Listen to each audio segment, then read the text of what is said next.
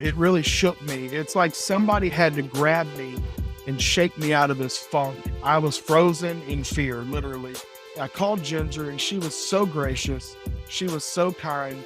And she walked me through her journey going to Tijuana. And man, it was just so full of hope.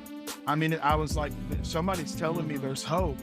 Dr. Rubio uses your immune system to kill the cancer. He's building your immune system the entire time he's treating you. So it's just a brilliant method. You're listening to the Life in Action podcast, Faith, Finance, and Family. Here are your hosts, Mike and Philip. Hey, welcome back to another episode of Life in Action. Of course, we're always talking about family, about faith, and about finances. Philip Baker, Man, how are you doing? I'm pumped about this episode that we've got lined up. I really believe we're gonna get to participate and hear a story that very few people on this planet has ever heard anything like this before. I know that's big praise, but this is just a rare, unusual, amazing God kingdom story that I really believe is going to encourage a lot of people and maybe open up the eyes of people concerning, what's going on in the world, medical, cancer, and just along those lines. It's going to be fascinating. And so a real honor to have a dear friend of mine with us, Mike, Pastor Kolbe Hill. Kolbe, welcome to Life in Action. And I'm excited to be here, Philip. Honored to be with you guys today. Well, hey, you and Rachel, Cool. Y'all pastor in Grange, Texas, the Remnant Church. And how long have y'all been pastoring now, Yes. Kolbe? We, in January, will celebrate 20 years at the Remnant Church, and we'll be 4 years as lead pastors. So we've been here for a minute and just leading for a shorter time, but we love it. Well, listen, I've been a part of the Remnant, over 20 years, easy. And just to see how God has used that church in that city, in that region, has been amazing. And where you guys have taken it to is something. And just God's good. Little small town like Grange, Texas. Absolutely. But is reaching so many people, young people, people of all ages. It's just really nice to have you here today. He's way better than we deserve. I'll tell you Absolutely. Well, Kolbe, you've got a story that we want to get in today, and it involves, the word that everybody around the world is afraid of and hates, and that's that word cancer. And there is no one that's listening to this podcast that hasn't lost someone to that disease. And, it's just something that no one ever wants to hear. And your story is mind-boggling. And what I'd like to do is I'd like to go back to the very worst moment first. Let's get that out of the way, and then we can begin to work our way up to where you are today, which is cancer-free, and how you got there. Yes. Because it was God, but it was also medicine, but it was medicine outside the box. Yeah. And so let's go back. You are in a doctor's office at MD Anderson. And what year was this, Kolbe? This was 2010. 2010. Sitting in a doctor's office. I assume you got Rachel sitting right there with you.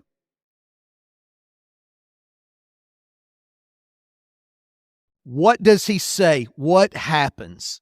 Yeah, so it was this crazy journey that, things were happening in my body that we couldn't explain. It was just wild. And after a long series of tests and, just all the doctor world and all that stuff, it culminated into this moment whenever, we go in there, we're with the doctors, and they bring all the results in, and they just said, Kolbe, you've got cancer, and the specific kind of cancer you have is stage 4 mesothelioma, which is an incurable cancer. There's 0% survival. And we were floored. We were devastated, man. I just couldn't even believe. I was 28 years old. And it was just unbelievable news to hear. And they said you've got no chance. They didn't even offer me any treatment options. They said, Colby, you need to go home. They said you need to get your family in order. At the time, I had a 1-year-old and a 3-year-old, little girls, Mm. and they said you need to get your family in order, and you've got about 6 months um, before this is ultimately going to take you out. And And this is MD it Anderson. it was I mean, brutal, this is man. the It was premier devastating. hospital in the world, MD Anderson, Houston. I got a question.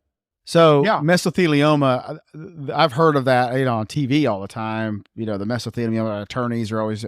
So what kind of cancer is that? How does it? Do you know how you got it or how it? They tried to figure it out. It's a cancer that's caused by a prolonged asbestos exposure. So the guys that you hear about, the people that you hear about getting mesothelioma are 75-year-old guys that worked in Yes. factories for their entire lives. And it was, so for me, they couldn't figure out why, they couldn't figure out how.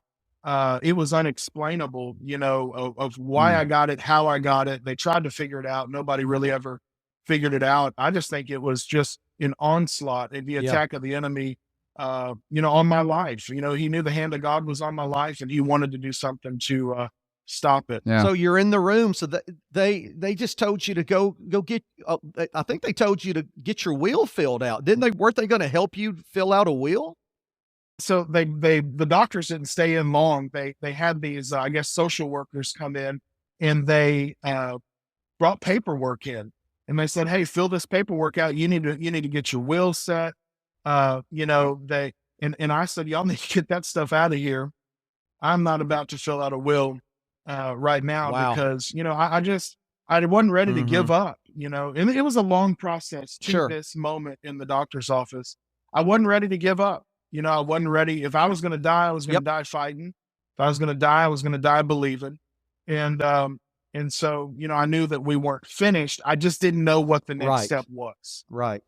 And so you went home, and I know, but we could talk about this briefly. I know you began to do some research, and you guys began to do some things nutritionally. Just talk to us a little bit about those decisions, and then I'm gonna tell the story from my end, how I got involved. Really good when you got just involved. right place at the right time with the right relationships. So, yeah. Yeah. We went home and we did the things that we knew to do. I started a cancer diet. We changed the way we were eating. We did everything that we knew to do. And I started reaching out to different people who I knew had cancer to see what they had done. And it was just a really difficult, it's about a month in there that we were trying to figure out, what are we doing? And it was over the holidays. It was right at Christmas time. And that's whenever you called, and you can tell it from your perspective. Well, I had gotten a phone call from your incredibly beautiful wife that you married it's ridiculous. And Rachel, and she called me, told me what was going on, told me you were really struggling. And for a little backstory, if you listen to Life in Action, you know that from 94 to 2003, my wife and I ran Texas Bible Institute in Columbus, Texas. And that's where I got to know Mike. And that's where I got to know Colby and Rachel. Colby was one of the students, one of the finest young men ever came out of that school. And Rachel, just incredible. And so we had known each other for a long time. And Rachel calls me and says, "Can you call Colby? He's really down. He's really depressed. He's struggling," which rightfully so, after getting news like that. Yeah. And so absolutely. So I called you. We get to talking, and of course, I'm fired up. There ain't gonna be no quit in me. Of course, it's easier for me to have that attitude than you. Let's just be honest. But my gifting in life is to stir, and I'm just stirring you up. Yeah. And because we know with God all things are possible, and I got a sense from your words that you were really interested in doing something that was outside the box. You weren't interested in 6 months of just them burning you out with chemo and radiation, which they had suggested you could do that with no promises of it working. Is that correct? Yeah. The only thing they offered me was a clinical Okay. trial that they said it's not going to work, but it will help somebody else possibly in the future. And, I just said, I'm not signing up Right. for it. I want wanna to live. live. So we're on the phone. I hear that in your voice. I hear your words. And it takes me back to Miss Ginger Carmen. This was Dr. Rob Carmen's wife, and I was in relationship with them. She got cancer. She had no intentions whatsoever of doing anything in the American medical world concerning chemo and radiation. And let me just stop here. We're going into a conversation about some things that's very outside the box. We're not here to tell anybody what to do, what not to do. Oh, no. You have to do your own research. You have to make your own decisions. You have to pray and hear from God. And, my thing is once someone's heard from God and they're going to go in a certain direction, my faith is going to join with them to absolutely see their miracle. Amen, guys? Yes. And so Ginger had cancer, and she began looking all over the world for an answer, a place that didn't use chemo radiation, a place that had a high success rate when it came to cancer. And she found the Rubio Cancer Center down in Tijuana, Mexico. And she began to research. She reached out. She talked to people who had been there. She found out their protocols. And I don't want to get into that because I'm going to let you get into that from your perspective. But she went down there and she stayed there 5 weeks. And when she left, over 90% of the cancer had left her body. She came back with a cancer vaccine and completely came out of cancer, is cancer-free today, just an incredible woman of God. And so we're talking, and I said, you need to talk to Ginger Carmen. And so, and you said, and you knew who Dr. Rob and Miss Ginger were. You loved them, respected them. And I gave you the headlines of the story, and you get on the phone with Ginger Carmen, and you can take it from there. Yeah, so your phone call, it really shook me. It's like somebody had to grab me and shake me out of this funk. I was frozen in fear, literally. And yes, you said, hey, call Ginger. I called Ginger, and she was so gracious. She was so kind. And she walked me through her journey going to Tijuana. And man, it was just so full of hope. I mean, I was like, somebody's telling me there's hope. And we prayed about it. It was the financial part of it was, the biggest barrier to getting there. And it really shook me. It's like somebody had to grab me and shake me out of this funk. I was frozen in fear, literally. I called Ginger, and she was so gracious. She was so kind. And she walked me through her journey going to Tijuana. And man, it was just so full of hope. I mean, I was like, somebody's telling me there's hope. This is what we're going to do. So we prayed, and and I just felt peace in my heart about this is what we need to do. And we believed God for the finances. And literally the day that we decided to go, somebody called and said, hey, I'm sending a $12,000 check, and just miracle after miracle. Financially, God just began to provide. We got a check in the mailbox for $4,000 from a Presbyterian church in a town that I had never even been to. And they just heard about my story, and they said, we want to help you do what it is, that God's leading you to do. And so God provided supernaturally.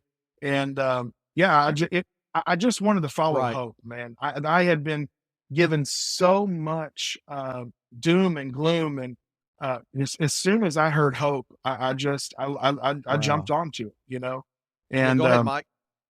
at that at that time, I'm sure like everything else, it's gotten more expensive, but at that time, it was I think I paid $26,000 for my initial stay, which was 30 days, and then all in over the course of about 5 years, we were probably close to uh, 90, $100,000 is what we were and all that. And if that's a pickup truck now. So are you? I mean, I'll pay a heck of a lot more than that for treatment that's Right. actually going to work and and Yeah, help me. absolutely. It's the Rubio Cancer Center. Rubio Cancer Center. Yeah, there's several different ones down there. Rubio is the one that Ginger had been to, and that's the one that So we you went to. fly into Tijuana and they come and pick you up and start hauling you over the border. It must have been so wild to just tell us what that initial, moment was like driving up to this place. Yeah, it was crazy. Because I've left my wife, I've left my kids. I fly, by myself. I know I'm going to be here for at least a month, and so I'm struggling as it is. And I get off the plane, and they bring a van to come pick me up, and I'm expecting like a nice, fancy, van, and it's this little Dodge Caravan, like about a 95. The thing's got a blown out airbag in the steering wheel, and I thought, what in the world is happening? And so I got in. I Let's just I go. just said, this is it, Lord, this is it. And I got in the van, and they took me across the border, and we drove into Tijuana. Which, if you've never been to Tijuana, there's nothing nice about Tijuana. I mean, Tijuana is Yeah. Tijuana. And so we drive around. It's a huge city, and we drive around Tijuana for a while. And I'm thinking we're going to get into this medical district, and it's going to be something decent. And we pull down this side street, and then we take a left hand turn down this back. I mean, it is literally an alley. It's an alley, and I just told the driver to stop. I just said, "Hey, man, stop!" Like, and I had this moment where I'm like, either these people are about to cut out my organs and sell them on the black market. Like, what have I signed up for? And it was just, I was just like, there's no way there's an answer down a back alley in Tijuana, Mexico. There's no Yeah. way. And I just felt God saying, hey, Just go, just keep going. Oh. And we drove about another 200 yards down this alley, and we got to the clinic. And I don't want to present it like it's a horrible, nasty place. It's But nice. it's not It's MD clean. Anderson in It has Houston everything where that you it's need. luxury. Yeah, it's not. Yeah, it's not $1 billion Come on. building built on the back of sickness Oh. and disease, right? It's a functional. It is a functional. It's everything you need to get well. It's just not Yep. super fancy. And so I wouldn't want anybody to say, No, "Yeah, we're I don't just want to being go down there honest. because it sounds like a hole in the Yeah. wall." It's not. Wow. It's everything that you need, and it's not the nicest vehicle. It's not but it's everything that you need to get well. And so I continued on it, and I went into the clinic, and the first thing they did was put a port in my chest. So 5 minutes after I walked in the door, they're sticking a giant needle into the main artery in my chest, and I'm just thinking, what have I got myself into? And I really struggled. I really struggled with believing, like, is this something that God really wants to use to bring healing into my life? And obviously now, we know the end of that story. We know the answer to that question. But at the time, it was a journey of faith like I Right. had never walked on Okay, before. so you're there, and I know if people that are listening to this podcast, I know what they're thinking. I know what you're thinking. Okay, what did they do? What did they do? What did they do? What did they do? What's the protocols? Okay, so let's separate things out. Let's go to the most important they're all important, but the most important to the least important. So I would assume the most important thing that Rubio does is the vaccine. Would you say that's correct? That's their number one. Oh, that's the what you're secret there sauce. for. Okay, the vaccine. Okay, break that down. What is it, and how did that operate? Yeah, so he takes your blood. It's brilliant. So Dr. Rubio and his son are the main doctors, and these people are brilliant. I mean, like brilliant people. And he takes your blood and he gets your cancer cell, your specific type of cancer, and he engineers. See, because the reason people get cancer, if our immune systems, God designed our immune systems to be able to uh, fight off any kind of invader or Right. outside substance that gets into our body. But cancer is unique because it has a special, and this is just what they tell me. So this is me in my very uneducated and undoctoral way. But the cancer cell has this protein coating on it, and it literally is camouflaged from your Right. immune system.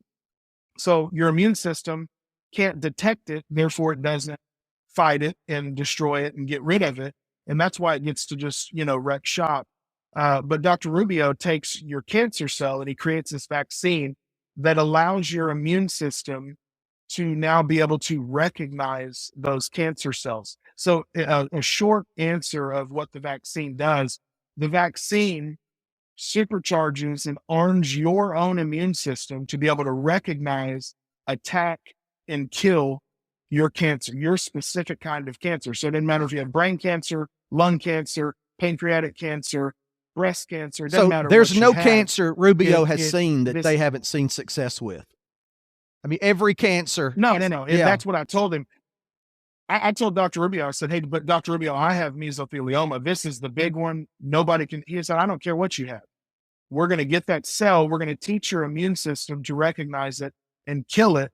And that's exactly what he does. So conventional medicine, which I'm not against, I know people who have gone and, had great success at MD Anderson. But conventional medicine uses drugs and radiation and chemo to try to poison the cancer. Kill it.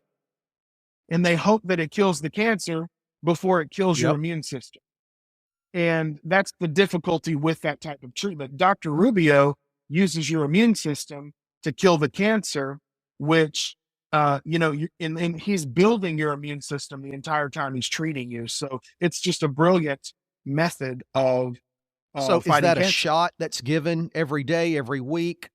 Whenever you're there, it's An an IV. IV. It's an IV bag that you receive once a week. After your initial stay, there's shots that you take daily. When you Yeah, come home. it's shots when that you you take come every home. day. And so Yes. we'll get to that here. So the vaccine is created using your cancer cells and your blood. And so they create that vaccine and then they begin to pump your body with that IV once a week. Now, at the same time, I remember you saying at the same time, they're building up your immune system. So how do they do that?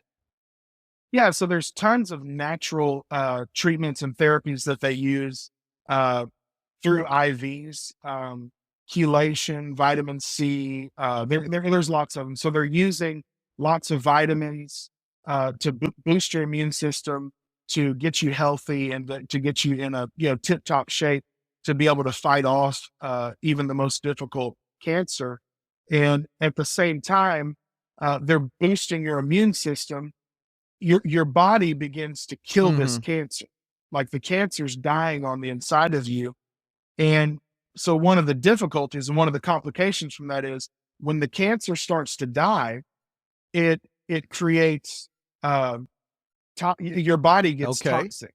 And so they have to detox your body in order to get the dead cancer cells, the dying cancer out of your body, or else the dying cancer Wow. can make you sick.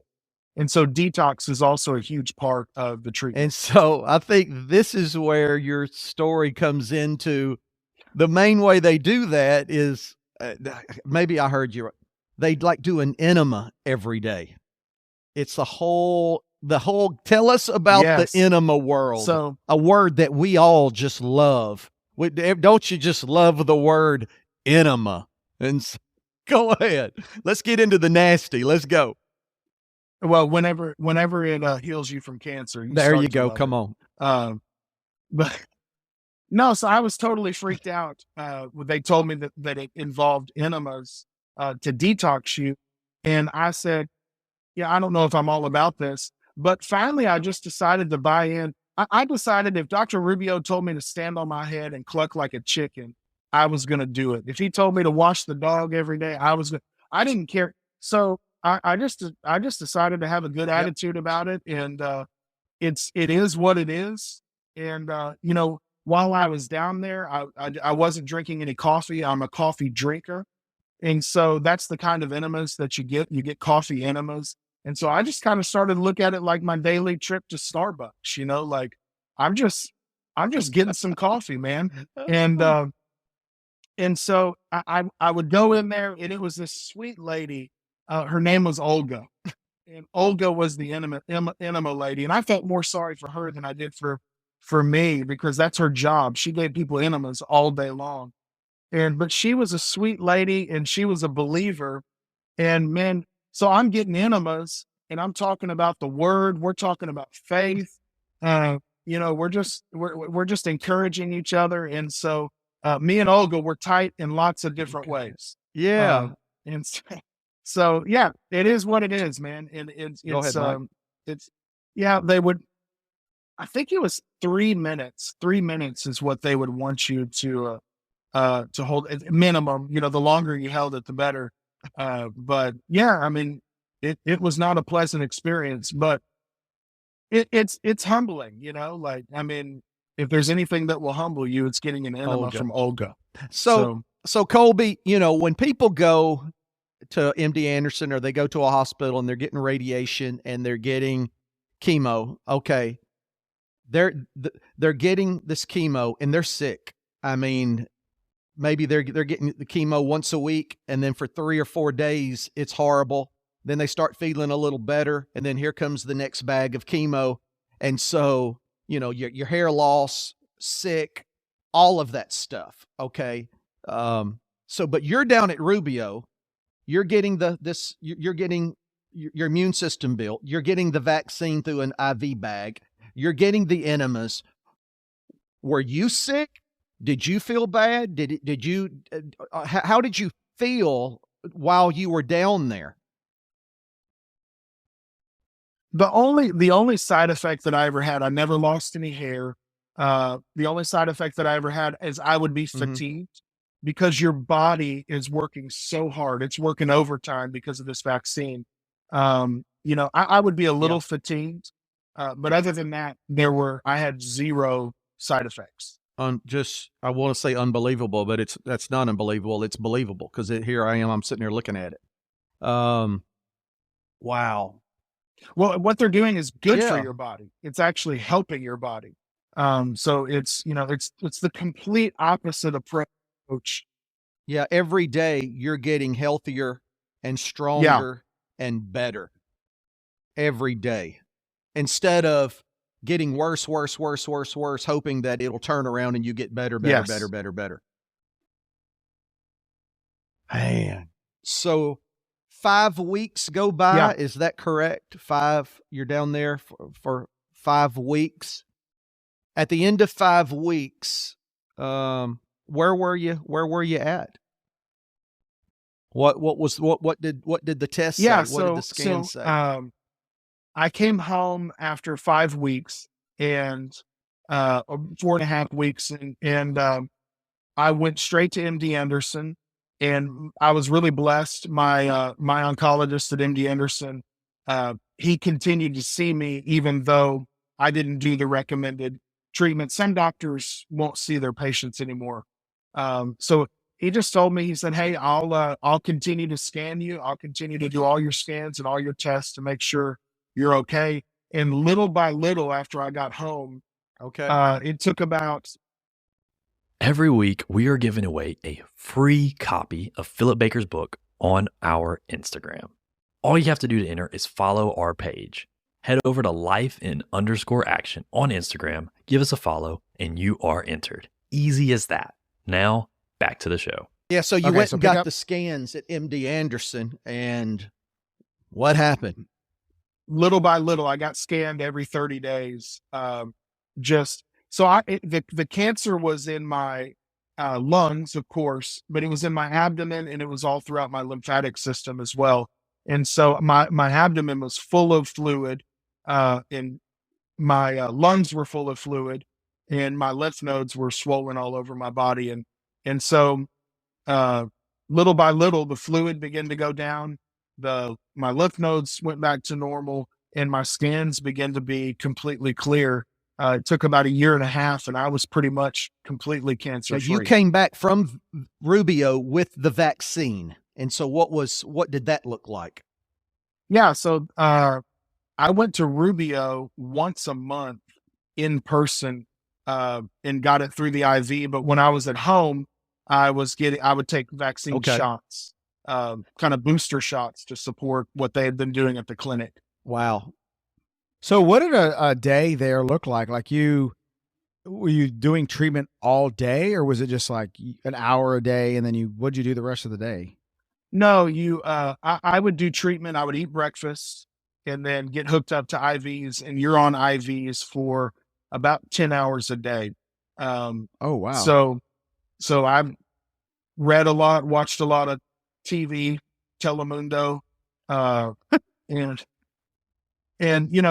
so I would take a break at lunch and maybe a 30-minute break at lunch, and then I would do more treatment up till sometimes I would be asleep whenever they would come and unhook the different IVs Wow. throughout the day. So yeah, you did treatment 6 days a week. On Sundays, you got off Okay.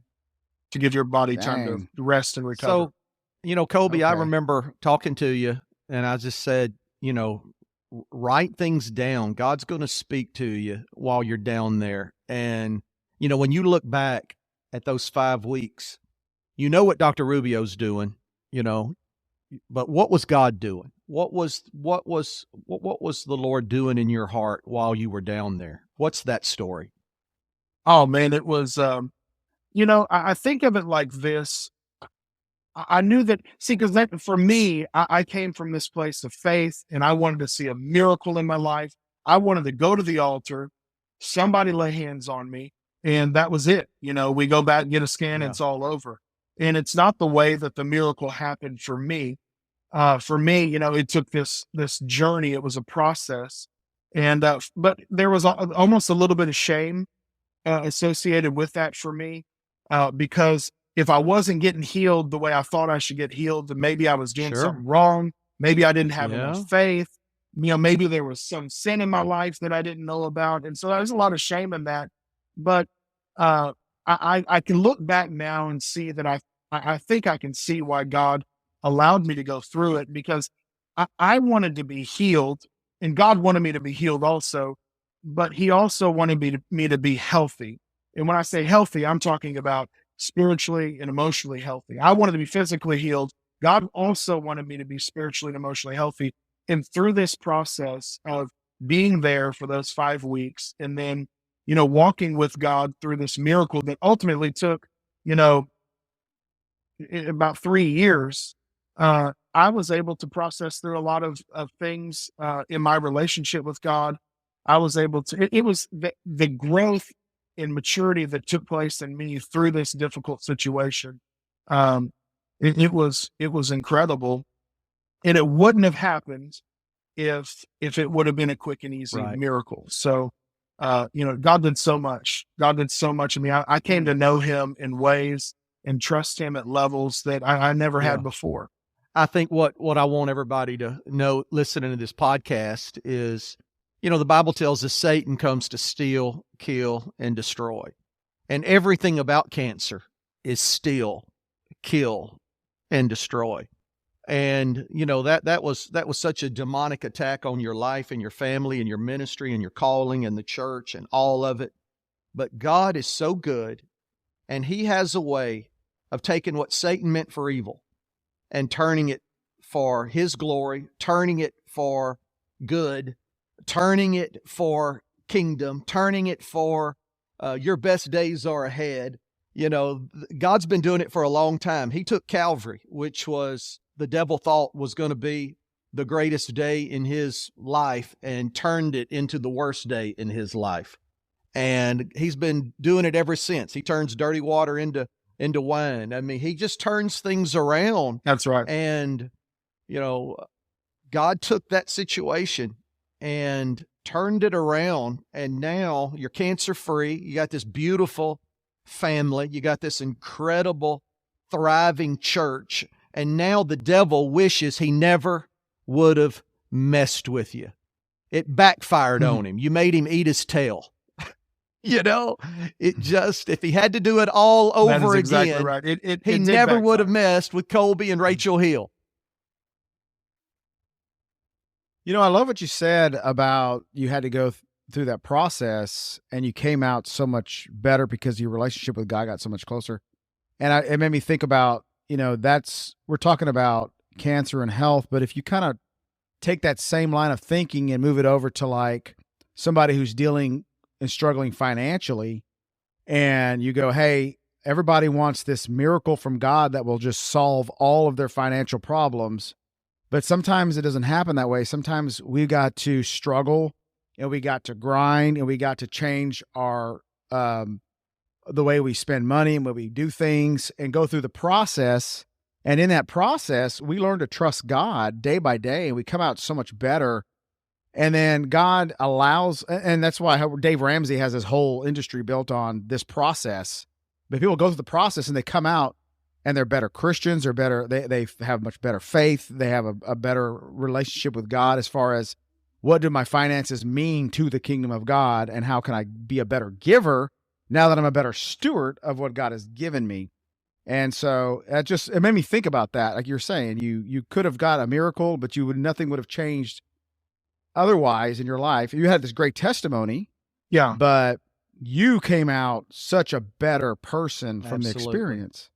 Man, it changed everything about my relationship with God, my view of God. I realized that I had a lot of unhealthy things, in my mindset with God. I was a product Christian. I wanted a product, and God is a process God.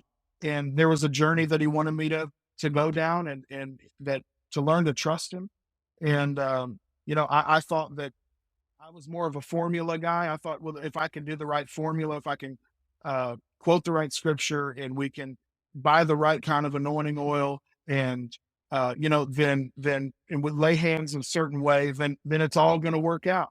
And God doesn't. That happens. I've laid hands on people and seen them completely healed instantly, and I believe for it. I believe God for the impossible, but I also trust Him with the outcome. And I know that a lot of times, He knows things that I don't know, and God's not a formula God. He's a fellowship God. We don't follow Him by formula. We follow Him by fellowship. We stay That's with good. Him. We abide with Him, and through that process, He gives us so much more than just the product, just the thing that we wanted. Man, we get His that's life. good, Kolbe. We get to be transformed, not just physically, but spiritually, emotionally. He changes everything about So, us. Kolbe, I got to ask, you go to MD Anderson every year and you get a scan, and it comes back and you're cancer free. Because this was how many years ago? It's 2024 at the time of this podcast. And so you've been cancer free for how long? Mesothelioma, folks. So for how long? We're at 13 over 13 years. years. Go to MD Anderson, cancer free, scans every year.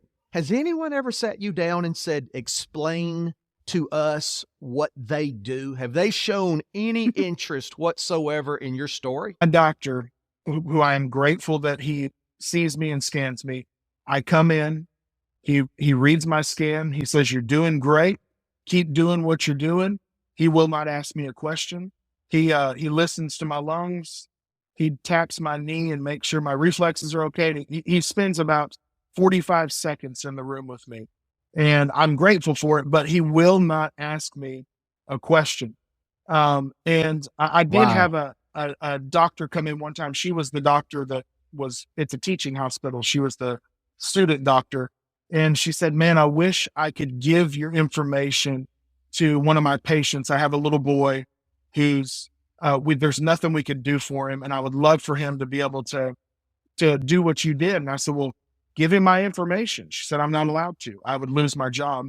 I'd lose my medical license. I said, well, write his number down on a bubble gum wrapper and drop it on the floor and I'll call the guy. And she said, I can't do it. And so they don't ask questions.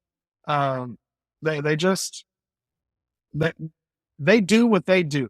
And I'm not mad at them Right. for it, but I just would want people to know that there are options. And when you live in America, you start to think that chemo, radiation, and surgery are your only options. They're not. There are other options out there that are viable, that are this isn't a scam.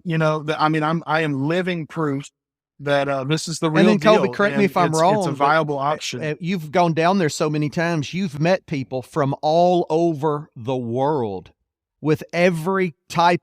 Go ahead, talk. I've met people from all over the world. I'm talking about brain tumors within weeks of dying, and they're 30 years out. They're 25 years out. I've met doctors. I have met doctors who tried everything that they knew to do here, and they finally went down there and got treatment. And it's I can't say enough about it. The people that have the most success down there are people that don't treat it as a last ditch effort. See, a lot of people will get their chemo, get their radiation, get their surgery in the States. Their immune systems are wrecked, and they run down to Mexico on their deathbed, and as a Hail Mary. And I've seen those work. I've seen those people recover. But the people who have the most success are the people that go down there fresh. They go down there and receive this as a frontline treatment, not a last ditch effort. And so I would just, man, I encourage people. I talk to people, Philip, Mike, I talk to people almost weekly, monthly at least. I talked to somebody 2 weeks ago, and I talk to people all the time who are in this predicament. And I tell them, hey, I'm not telling you this is God's path for you. This was God's path for me. But I'm telling you to at least consider it as a viable option to pray about. And if God leads you in this direction, God's going to provide what you need, because we all say, well, the insurance doesn't cover it. There's no way I'm going. And it is a viable option. And, like I said, there's people that I know. I have friends who have gone to MD Anderson. They're doing great today. That's wonderful. I just tell people, whatever you commit to, whether it's MD Anderson, chemo, radiation, surgery, or something, Rubio Cancer Center, or something else, commit to it. With everything you've got. Go in there believing God that this is your answer, that this is what God's going to use to do a miracle in your life, and sell out to it. Whatever you do, sell out to it. Do it with all your heart, and let it be a tool in the hand of God. And of course, you wrap your faith around it. You put the Word of God on it, and you just go for it. Wow. Go for it. Whatever it is, go for it. Well, Kolbe, tell us a little bit about your book. I know the book you wrote, came out of a lot of the things the Lord, did in your heart over those years. And so tell us a little bit about the book and what it's about, what's in the heart of the book, and then tell everybody, how they can get a hold of it. Yeah, I had a real heart whenever I was going through this, not just to, you gave me that word, Philip, on the phone. You said, write things down. There could be a book that comes out of this. And so I really took that to heart. Something leapt in my spirit whenever you said that. And so I did that. I didn't want to just tell about my experience after I got finished with it. I wanted to talk about, what it looks like to be victorious as you're walking through the tragedy. So the title of my book is Triumphant in Tragedy, not triumphant after tragedy, but triumphant in tragedy.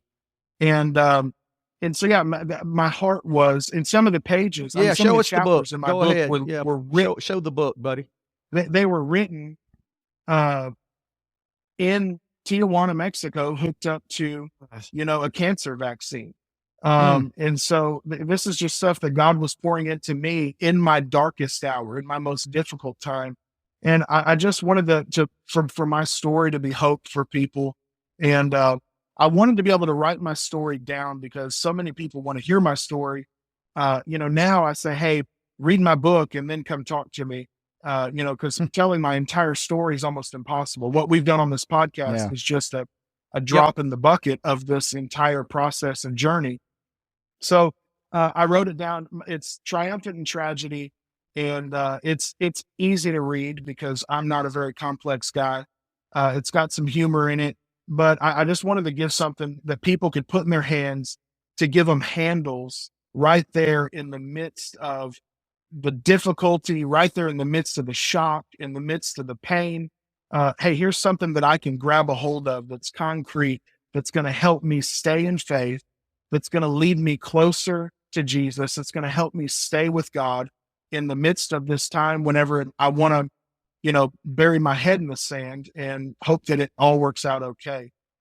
So yeah, I just wanted to, what Ginger's story was for me, I wanted my story to be for somebody else. And that's just hope, man. Hope is heaven's medicine for the hurting.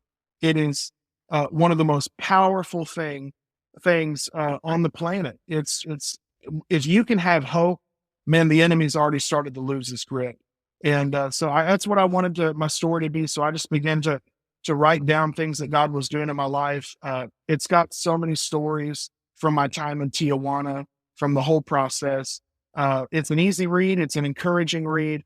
And it's something that hopefully after you read it, you'll want to pass it on to somebody else who's going through a difficulty. We all know people who are going through difficult and dark times. And in the midst of that, we need hope. We need encouragement. We need faith. And we need a whole lot of Jesus. And so that's what my book is and what I hope it is to. Yeah, go ahead. Tell us where to get it. Triumphant in Tragedy. Yeah. It's Triumphant in Tragedy, and you can get it on Amazon. You can look up Triumphant in Tragedy by Kolbe Hill, or you can go to my website, kolbehill.com, and you can order directly from me, which of course is better for me. But or go to Amazon. I don't care where you get it. Go to just get it. kolbehill.com. Amazon takes all of your money, and Kolbe will get about $1 They take from it that all. book. And so That's it.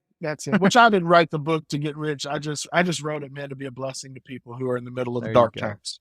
wow, you got Awesome. yeah. You have such a cool author name. It's like Triumphant in Tragedy by Kolbe Hill. It's like that is the name of an author, Kolbe Hill. I've never heard that before. Appreciate Mike, that, you got any Yeah. questions before we put the tradition on him?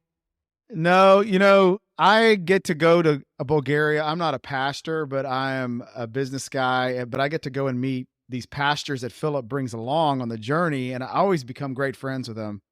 And I never get to meet them until I get there. I meet them at the airport or when they're there after they get off the plane and they got jet lag and they're just like dying to go to sleep. So I'm really excited to meet you before I even get to go and hang out with you and your wife in Bulgaria. So Yeah, I'm this is looking great, man. forward to spending time with you. Absolutely.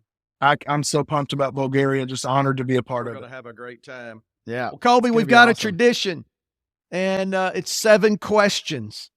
And you got to answer off the cuff, let it rip, potato chip, no deep thinking, and kind of get to know you a little better. So are you ready? All right, 7 go. questions for I'm ready. pastor / author, married up Kolbe Hill. Number one favorite movie of all time. Shawshank That's a good Redemption. Ooh, that's good. 3 movie, yeah. people, living or dead, not Jesus. Everybody answers Jesus. Okay, we know you love Jesus. 3 people, living or dead, you'd like to have lunch with. Oh my gosh, that's a lot of know it. pressure. Lee, this is off the cuff. Yeah. Hard, Philip. 3 people, living or dead, that I would like to have lunch with. Man, I think you got to throw like a Billy Come Graham on. in there. I would love to have lunch with my grandfather who passed away when I was 10. Oh, I would have lunch with There Peter, you man. go, I would have Peter. lunch with Peter because I feel like All right. me and him would A connect. book besides the Bible that's impacted your life the most. Besides the one I wrote, You can also, say the one you wrote. Yeah. No, I'm kidding. There's so many, man, but there's a little book it's called The Green Letters. And it's helped me tremendously in my growth and in my faith. And I would say, also, The Normal Christian Life by Watchman Nee, has been a big impact in my life. And you said Yeah. one. I All can right. name 50. First date with Rachel. What did y'all do? We went to Bennigan's. We went to Austin, Texas. Our first official date, we went to Austin, went to Bennigan's, and I was trying to be cool. We were 19 years old, and I didn't drink coffee at the time, but I thought I would try to show her that I drink coffee. And so I ordered an Irish coffee. My gosh. I had no clue that it had alcohol in it, and I got carded, Yep. and they wouldn't serve me the Baileys? coffee. Yes, so I didn't know. It was innocent. But anyway, I felt really stupid. Story. And she ate a Monte Cristo sandwich, and she Ooh. ate the whole thing. And I knew in that moment that she was my There you go. soulmate. That's what they were known for. That's a hefty Our sandwich. Yeah. Best It is. decade. Yeah, the best decade for music. Best decade. Oh, the 80s. You gonna go with the 80s? No. Oh, All right. finally. 80s, Finally, a Yeah, guest y'all are who all says the wrong. 80s. 80s if we're talking about rock, the 90s if we're talking about country music. Okay. So I love All both. right. Two more. Oh, there you go, there you What's go, one of your yeah. favorite quotes of all time? A quote that you really love? Philip, I should have been prepared for all this. That's the point. No, that's the whole point. Golly, because I'm just drawing blanks under the pressure, man. Favorite quote. You're blank. don't know. All right, I'll give you a can't think of freebie one- on that I one. can't think of one. Growing quote up, right the entertainer, athlete, that was your kind of hero, favorite. now. Favorite entertainer. Yeah, athlete? entertainer or athlete, that you really loved. Man, I love Steve Harvey. Steve Harvey. All right. Ah, Cool. there you go. I love Steve All Harvey. right, then. He's the first guy that's ever named someone that's not a sports most people do figure. sports That's figure. That's interesting. And the Well, first guy to say the 80s. So listen, you're my favorite Pastor. guest so far. Your story is amazing. It's inspiring. It's one of those stories that, there's just so many elements to it concerning faith and concerning, a different path and someone who didn't give up, someone who, if you'd have went in any other direction, it's just God's so good. It's just a story of God's goodness and mercy and relationships and outside the box thinking and outside of America thinking. It's just an amazing story. And man, you and Rachel are incredible pastors. Y'all got a great church. Best days are ahead. And man, just love you. Proud of you guys. So excited you're going to Bulgaria with us. You're going to get to tell that story to those pastors in Bulgaria, and it's going to be a great blessing to them because some of them, they're not going to be fighting cancer, but they're going to be fighting something. And so That's you're right. going to get to bring that kingdom message that's at the heart of this story. So I'm really looking forward to it. But man, we just appreciate you being on today. Mike, why don't you end things out? Hey, if you're listening to this podcast, we would love for you to get down and click on the follow link, follow our podcast. We appreciate your time, Kolbe and Philip. It's good to see your face again. Philip's at my house right now, so we're going to have a nice little lunch. I took him to Waffle House for the very first time, so he'd never been to a Waffle House. That is So you got awesome. that I love experience. Waffle We House. tore it up. It is great. Rachel won't eat there. Well, My wife won't eat there either, but So, Man, thank you guys so much Yeah, for it's- having me. Follow our podcast for more great episodes and check us out on Instagram at lifein_action. Thank you for listening and live your life in action.